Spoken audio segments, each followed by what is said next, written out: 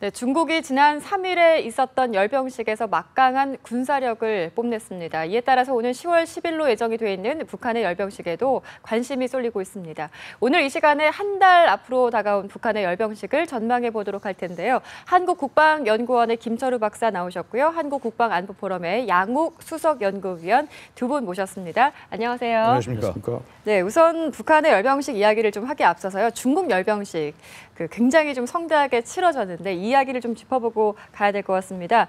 특사 자격으로 김 전 위원장 대신 갔던 최룡해가 결국에는 뭐 이렇다 할 성과 없이 귀국을 했다고 하는데 그 열병식 끝나고 바로 그날 오후에 바로 비행기를 타고 평양으로 돌아갔다고 합니다. 이게 어떤 일정에 원래 잡혀있던 걸까요? 아니면은 뭔가 단독 회담도 없었고 섭섭한 마음을 안고 그냥 끝나자마자 다시 귀국을 하게 된 그런 상황일까요? 어떻게 보십니까? 그렇죠. 우리 대한민국 시청자들, 국민 여러분들은 우리 박근혜 대통령이 시진핑 국가주석의 극진한 예우를 받는 거하고 극단적인 대조를 보이기 때문에 상당히 최용해가 아주 말석에 앉아가지고 아주 의례적인 행사만 하고 돌아간 것처럼 보이지만 우선 특사는 아니었고 우선 대표단 규모도 뭐 한 3명 정도로 굉장히 의례적인 곡이고 2013년 5월 달에 갔을 때도 처음에 군복으로 접견하려다가 마지못해서 악수하는 그런 장면이 있었기 때문에 북중 관계의 달라진 실상을 우리 한중 관계의 변화와 아주 극단적으로 대조를 이루는 역사적 장면이었다고 봅니다. 이것은 단순히 북중 관계뿐만 아니고 동아시아 전체 구도에서 대한민국의 위상이 얼마나 달라졌는가 그리고 리더의 외교 한류라고 저는 봅니다. 네. CNN이나 이런 카메라가 스포트라이트를 비추는 것도 보면은 네. 우린 대한민국은 이제 최용해가 어디 앉았는가도 막 억지로 찾아내려고 하는데 CNN 같은 아예 보도도 하지도 않고 그래서 상당히 박근혜 대통령이 글로벌 리더의 반영에 있어서 북중 관계뿐만 아니고 네. 이 북한 문제를 해결하는 상징적인 존재로 부각되는 그런 이벤트였다 이렇게 봅니다. 그래서 네.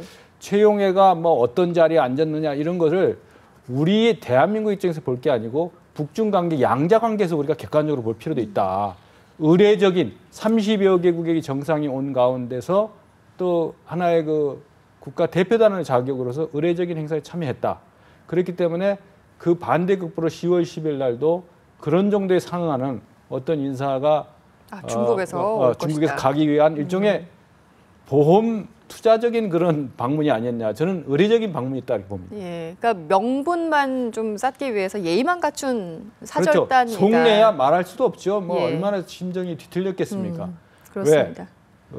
자기들의 혈맹 관계라고 생각한 중국이 그런 홀대를 받는 그 현장에 있었기 때문에 더욱 그런 어떤 자괴감이라든가 속된 말로 빈정상에서 갔다. 네. 뭐 그런 표현도 할 수 있는 거죠. 예, 어쨌든 뭐 2013년에도 성과가 별로 없었고요. 이번에도 거의 좀 비슷한 분위기가 연출되지 않았나 그런 생각이 드는데 열병식 어떻게 보셨어요? 굉장히 좀 성대하게 거창하게 아주 치러졌다. 여기에 공을 좀 많이 들인 것 같은데 비용만 해도 경비가 한 3조 8천억 원 정도가 들었다고 하더라고요. 어떻게 보셨어요? 이게 그 정도 비용이면은요. 이제 2008년 베이징 올림픽을 했을 때 네네. 행사 자체에 들어간 비용. 그러니까 예를 들어서 건물을 짓고 경기장을 짓고 이런 비용을 빼고요. 예. 행사 자체에 들어간 비용보다 많습니다. 그만큼 중국이 많이 어떻게 공을 들였다는 얘기고요. 심지어는 우리 위성 방송이 송출되지 않았습니까? 그렇죠. 보통 그런 위성 방송하면 다 비용이 있습니다. 예. 근데 그것도 중국 정부에서 다 돈을 댔습니다. 한마디로 중국이 군사적으로 굉장히 부각이 되고 있다. 예. 미국에 대적할 수 있는 나라다. 최소한 아시아에서는 맹주이다. 이런 부분을 보여주기 위해서 중국이 굉장히 많은 공을 들였고 일정 부분 성공한 측면이 있다고 봅니다. 네. 그러나 이 중국이 현지에서 동원했던 무기체계나 이런 부분들을 봤을 때는 이게 과연 미국에게 대등한 정도의 전력인지에 대해서는 그 부분에서는 동의하기 어렵습니다. 뭐 미국 네. 쪽에서도 이미 그런 반응이 많이 나왔지만은 당일날 중국이 동원했던 장비들은 사실은 2009년도에 중국이 자신들의 이 건국을 기념하기 위한 60주년 열병식에서 나왔던 장비들과 커다란 차이가 없고요. 그다음에 소위 중국이 언론에서 계속 이제 보도가 되던 예. 중국의 신무기들은 예. 예를 들어서 젠 20 같은 스텔스기라든가 안 그러면은 둥펑 41과 같은 네. 차세대 ICBM 같은 경우는 나오질 않았습니다. 그렇습니까? 이게 의미하는 것이 뭐냐면은 결국 아직 중국이 군사력 자체가 군사 굴기는 했을지 모르나 미국에 대등하게 대항을 하거나 혹은 미국을 압도하기에는 턱없이 부족하다. 아직까지 그런 면모를 드러낸 부분이고 네. 그리고 그런 면에서 이 중국의 군사 굴기가 좀 너무 빠르지 않았던가 속에 있던 칼을 도광양회를 한 조금 더 했으면 좀 좋을 수도 있었는데 그렇군요. 너무 칼을 예. 쉽게 뽑은 그런 측면도 있어 보입니다. 예, 그러니까 중국에서도 이번에 아주 맘먹고 뭔가 보여주려고 준비를 많이 한 것 같기는 한데 그 면면을 좀 들여다보면 군사력이나 신무기 이런 부분은 기대에 미치지 못했다 이런 말씀이신 것 같습니다. 중국의 그러니까 열병식 전 세계 그야말로 이제 생중계가 된 상황인데요. 북한에서 빈정상했다 이런 표현을 해주셨어요. 그런데 북한에서는 여기에 대해서 어떤 이런 방구가 없었다고 합니다. 그 혈맹국인데 나름 그래도 이제 그 뭐 자리 배치라던가 여러 가지 부분을 주민들에게 그대로 좀 보여주기에는 부담스러웠던 걸까요? 그렇죠. 일부 보도에 된 바와 같이 일단 그 북한에 초청을 할 때 김정은 제1비서 초청하지 않겠습니까? 네네. 그러면 그 자기들이 거기에서 어떤 모습이 연출됐다 거라는 걸 예상을 했을 거고 또 과도한 예우를 요구했기 때문에 중국과의 마찰이 있는 단계에서 이제 채용의 선언을 일단락이 된 건데 이번 사태에서 이제 공산주의자들을 생각할 때는 뭐냐면 이 선전선동과 상징성을 굉장히 중시합니다. 예. 그렇기 때문에 김일성이가 61년 전에 그 막루에 섰을 때도 바로 목 대통령 옆에 있어서 자기들의 그 아주 그 끈끈한 밀착 관계를 과시했는데 이 선전선동의 측면에서는 그들을 과시할 필요 없죠. 우리가 지금 북한을 알리게 하면서 북한이 만들어놓은 자료를 갖다가 퍼다가 그냥 계속 확대 재생산하면서 우리 취지가 안 되니까. 근데 자기들은 그렇게 하지 않은 거. 예. 자기들이 기획한 의도의 스포트라이트를 받아야 되는데 지금 박근혜 대통령 황금색 입고 말이죠. 그게 얼마나 카메라도 좋습니까? 근데 지금 채용에는 키도 작고 말이야. 여러 가지 지금 안 맞기 때문에 과연 그것을 내보낼 필요가 없는 거죠. 그래서 기획해서 의도한 그 영상물의 위력을 너무 잘합니다. 특히 김정은 시대에는. 그러니까 자리가 너무 많이 떨어져 있다 자리도 보니까 그 그렇고, 부분도 예. 여러 가지 면에서 자기들의 왜소해지고 국제적 고립을 그 한 장면으로 완전히 증명해 버리는 거기 때문에 소외된 현실을 전 세계 방방곡곡에 알릴 필요가 없지 않습니까? 예. 그렇기 때문에 이 어디다 카메라 앵글을 들이대더라도 박근혜 대통령을 비켜나가서 할 수 없는 그 자리 배치입니다. 여러 가지 행사가. 예. 그래서 이번에는 북이 그런 영상 매체의 위력을 너무 잘 알기 때문에 의도적으로 피한 게 아닌가. 그런 속내도 그렇지만은 이 영상 미디어의 파워, 그거를 그렇다고 취재팀을 보낼 수 있는 것도 아니고 말이죠. 만약에 취재팀이 같이 갔다면은 또 달라지겠죠. 그러나 중국 당국이 기획한 그들의 메시지가 담겨 있는 영상물에 자기들이 들러리가 쓸 필요가 없다. 이렇게 본 겁니다. 그래서 이번 사태를 좀 그런 북한에 왜소해지고 고립된 시각에서 그들이 느꼈을 그 속내, 그거를 분석적이고 비판적으로 보는 안목에서 이거 바라볼 필요가 있다. 이렇게 그러니까 봅니다. 북한에는 자신들에게 일단 도움이 안 되는 장면이기 때문에 굳이 주민들에게 그 내용을 선전할 필요가 없는 상황이었군요. 그렇죠. 예. 네. 그 최근에 북한에서 이제 뭐 열병식 일정 관련해서 좀 그 한중 정상회담이 2일 날 열렸잖아요. 그때도 지뢰도발 관련해서 뭐 사과다 아니다 뭐 이런 이야기를 하더니 열병식 당일 날 그 우리가 이제 정상회담에서 북한 DMZ 지뢰도발을 언급한 내용에 대해서 이런 표현을 썼어요. 북한에서 극히 무엄하다라고 박근혜 대통령을 향해서 비난을 쏟아낸 내용이 있었는데요. 저는 사실 이 내용을 좀 보자마자 무엄하다라는 표현에 대해서 좀 의구심을 가졌습니다. 무엄하다라는 게 그러니까 어떤 종속돼 있는 사람이거나 좀 낮은 사람일 경우에 그런 표현을 쓰지 않습니까? 왜 이랬을까요? 이 표현을 어떻게 보셨어요? 국력이 약하고 못 사는 사람일수록 이런 자존심이랄까 체면을 굉장히 중시합니다. 그러니까 나라가 부강하면은 그런 큰 흐름을 중시하는데 이렇게 북한처럼 국제적 고립이 돼 있는 상태에서는 그런 심리적 상태가 있기 때문에 이런 용어 하나를 통해서도 자기들이 마치 종주기고 어른인 것처럼 지엄한 이른바 최고존엄의 어떤 그 계시를 대신 전달하려는 의도도 있는 거죠. 그러니까 이게 계산된 단어 선택이라는 그렇죠. 말씀이시죠. 그렇죠. 그래서 지금 황병서나 김양건이가 하고 돌아가서 여기서 대한민국에서 사과를 받아냈다고 하니까 네. 그거를 면피하기 위해서 황병서는 황병서대로 뭐 기자회견까지 하고 또 김양건은 우리 민족끼리를 통해서 이렇게 하고 하는데 이런 일련의 사태에 있어서 이번 그 한중 정상회담에서 네. 북한의 도발 행위라든가 한반도 평화 안정을 해준 어떠한 그 행동에 대해서도 엄중한 경고 메시지가 나왔습니다.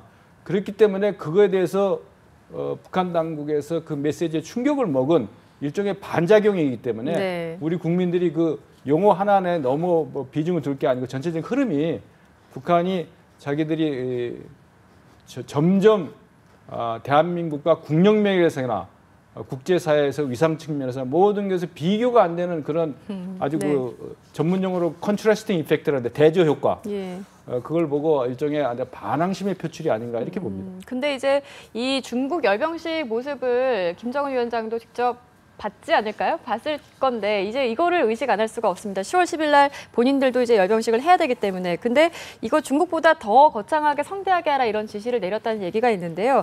아까도 말씀을 드렸지만 경비가 3조 8천억 원이 들었습니다. 근데 북한에서 이 정도 분위기를 좀 연출하려면 재정이 굉장히 많이 들 텐데 이게 가능한 얘기입니까?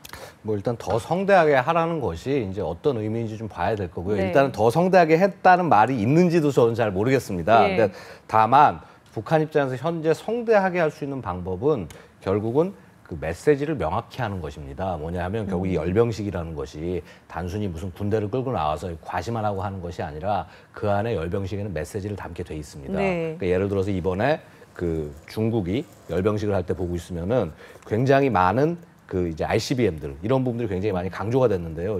이거는 미국에 보내는 메시지입니다. 우리는 언제든 그 미국을 타격할 수 있다. 특히 둥펑 5B와 같이 15,000km 정도를 날아가는 미사일을 가지고 나온 거는 뉴욕을 때릴 수 있다는 얘기를 하는 겁니다. 예. 그다음에 이제 DF-21이나 DF-26 같은 그런 이제 그 새로운 그 미사일들 나오면 미국 항모를 때리겠다, 괌을 때리겠다. 예. 그런 의미들이 다 포함이 되어 있습니다. 그렇다면 이번에 북한이 어떠한 무기 체계를 끌고 나올 때는 그러한 메시지를 최대한 집어들려고 본인 스스로가 노력을 할 거란 말입니다. 그러니까 예를 들어서 예. 우리 당장 5월 달에 예. 북한이 그 SLBM 그러니까 잠수함 발사 탄도미사일 그렇죠. 북극성 1호를 발사하면서 예. 굉장히 국내가 많이 뒤집힌 적이 있지 않습니까? 그래서 그런 모형을 들고 나온다거나 여태까지 공개가 되지 않은 300mm 방사포 그러니까 예. 이제 그 사거리가 굉장히 깁니다. 거의 예. 한 150km 정도로 예측이 되는데 그런 것들을 끌고 나오면서 그 예를 들어서 대한민국 정부나 혹은 미국에 관해서 메시지를 보낼 수가 있는 겁니다. 그래서 그런 부분에서의 성대함 같은 것은 지금 북한 상태로서 충분히 할 수는 있다.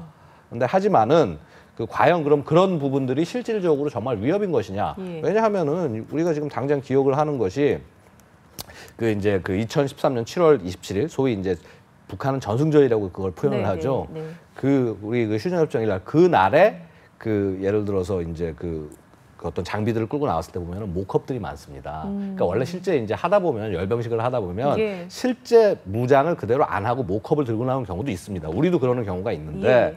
근데 이제 북한 같은 경우는 워낙 기술력이 그렇게 안 되는데 과연 그들이 그러한 능력이 있을까 이런 거에 대한 이제 그 의문들을 갖게 될 수밖에 없는 부분이고요. 근데 어쨌거나 북한은 모컵을 사용하든 아니면 다른 방법을 사용하든 최대한 자신이 가진 그 소위 얘기하는 스스로 주장하는 핵 능력을 그 굉장히 과시하기 위한 노력을 어떤 형태로든 할 것이다. 예. 일단 그런 그 추정이 가능하겠습니다. 그러니까 이번 열병식에서 다소 좀 위협적일 수 있는 비밀 병기들을 많이 꺼내 놓을 것이다. 이렇게 전망을 하시는 것 같습니다. 그 북한 열병식에 얼마나 좀 공을 들이고 있는지 이 부분을 좀 알 수가 있는 대목이 열병식 훈련을 하겠죠. 근데 훈련에 3만 명이 투입이 됐다. 그래서 지난달에 왜 준 전시 상태를 최전방 지역에 한해서 북한에서 선포한 적이 있잖아요. 그때 병력이나 장비가 좀 턱없이 부족했다는 얘기가 들리더라고요. 충분히 가능한 얘기입니다. 근데 예를 들어서 제병 병력 그러니까 거기서 이제 그 이렇게 행진하는 제대의 경우에는 예. 전용 군단에서 그 인원을 착출해 가지고 뽑는 경우는 그닥 그렇게 많지는 않은데 근데 이제 문제는 장비들입니다. 예. 예를 들어서 전방에 있는 전방 쪽에 배치되어 있어야 할 예를 들어서 뭐 방사포나 장사정포 같은 것들을 끌고 나와서 이제 예를 들어서 이제 돌리게 될 경우에는 사실은 북한이 그 연유사정 그러니까 그 유류사정도 굉장히 한정이 돼 있지 않습니까? 그렇죠. 그러면 많은 부분들이 어떻게 보면은 그 이 열병식을 위해서 좀 이렇게 집중이 될 수밖에 없는 그런 상황일 겁니다. 그래서 이제 전방에서 아무래도 이제 기동이 가능한 장비들 이런 장비들이 많이 줄어들었을 가능성이 있고요. 네. 사실 그렇습니다. 어느 나라 군대고 군 장비가 예를 들어서 100개가 있다 하면은 100개가 다 언제나 전투에 투입 가능한 것이 아닙니다. 하다 보면은 어느 정도 수준에 이렇게 실전에 투입을 못하거나 정비하고 있는 이런 것들이 있는데 예, 예. 북한의 경우에는 재정 상태도 안 좋고 그런 부품 수급 사정도 안 좋아서 그렇게 불용 상태의 그 장비들이 많은데 거기에서 또 거기 전방에 있는 활용 가능한 것들을 빼서 이 열병식을 준비하고 있다. 이건 사실 북한의 입장에서도 그러네요. 실제 전쟁을 하기는 예. 되게 어려운 그런 상황이라는 것이죠. 그렇습니다. 예. 그 북한에서 박사님 이 열병식이라는 게 어떤 의미인지 좀 저희가 짚어봐야 될 것 같은데 그 중요한 일이 있을 때마다 예를 들어서 김일성 탄생 100주년이라든가 당창건일 이렇게 좀 뭔가 좀 자축해야 될 만한 일이 있을 때는 항상 이 열병식을 아주 빈번하게 또 성대하게 치르더라고요. 이게 어떤 의미인가요? 그렇죠.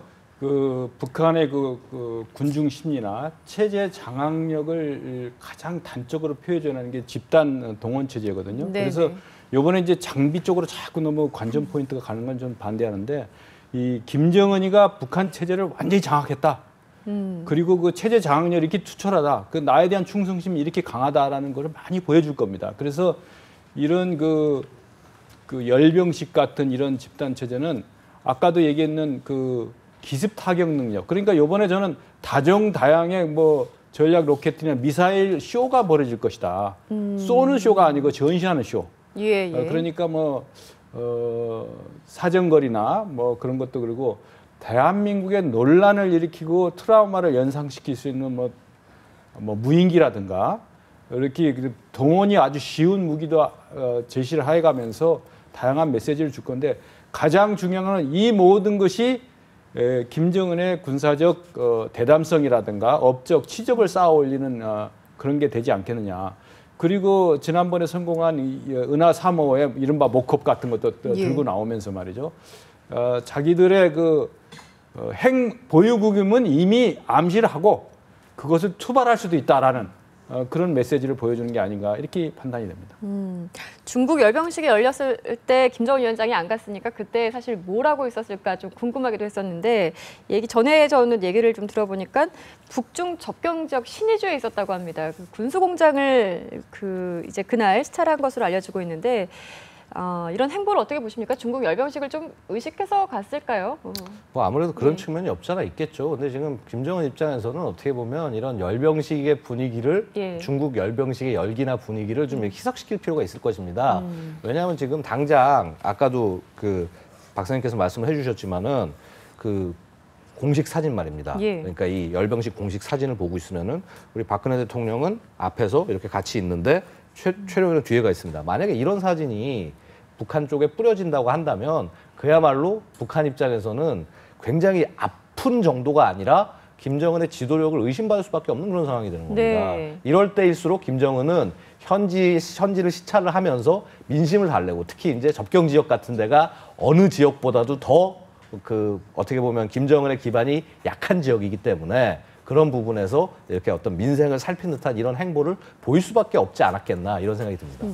북한에서 열심히 이 열병식을 준비를 하고 있는 모습인데요. 그 야심차게 준비를 하지만 과연 지금 국제사회에서 북한이 계속 좀 고립이 되고 있는 상황에서 누가 찾아와서 이 열병식을 함께 할까요? 시진핑 주석 같은 경우에는 좀 방문할 가능성이 아무래도 낮아 보이지 않습니까? 없죠. 근데 이제 북한이 과거에 보면은 중국이 그 육자회담 그 의장국으로서 육자회담 재개론을 들고 나올 때 북한이 네. 적극 동조했습니다. 예. 그래서 저는 우다웨이라든지 아니면 차석 대표라든지 육자회담을 상징할 수 있는 인물이 갈 수가 있다.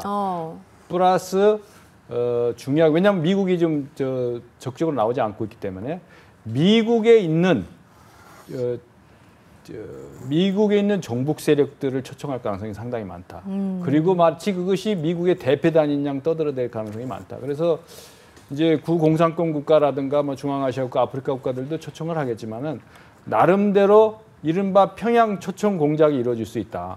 그래서 그런 사람들 통해 가지고 선전선동하고 이게 이 열병식만 끝나는 게 아니고 그걸 통해서 김정은의 우상화 이런 것을 최대로 선전할 수 있는 네네. 그런 사람들 초청할 수가. 특히 이제 중국에서 육자회담 프레임으로 가는 예. 육자회담 틀로 가는데 거기서 실질적 역할을 할 사람들을 상당히 많이 가고 그리고 특히 이제 그 과학 기술 분야에 과학기술 분야에 해외에서 활동하고 있는 과학기술 분야의 상징적인 인물들도 초청할 가능성이 있지 않느냐 이렇게 봅니다. 왜 그러냐면은 그런 것들이 이제 자기들의 이제 무기 수출이라든가 이런 것도 다 관계하기 때문에 이제 중국 같은 데서 무기 사기는 힘들지만 사실 이 무기를 많이 팔려고 하는 그 북한의 입장에서는 자기들의 그 다양한 그 로켓 역량 그런 걸 보여줌으로써 새로운 시장 개척하는 그런 측면까지도 고려할 것이라 이렇게 판단합니다. 네. 그러니까 이제 북한 열병식에 육자 회담을 상징하는 그런 인물들이 참석하고 함께할 가능성이 많다 이런 말씀까지 해주셨습니다. 이렇게 해서 북한 열병식에 대한 이야기들 좀 짚어봤습니다. 양욱 위원 그리고 김철우 박사와 함께했습니다. 고맙습니다.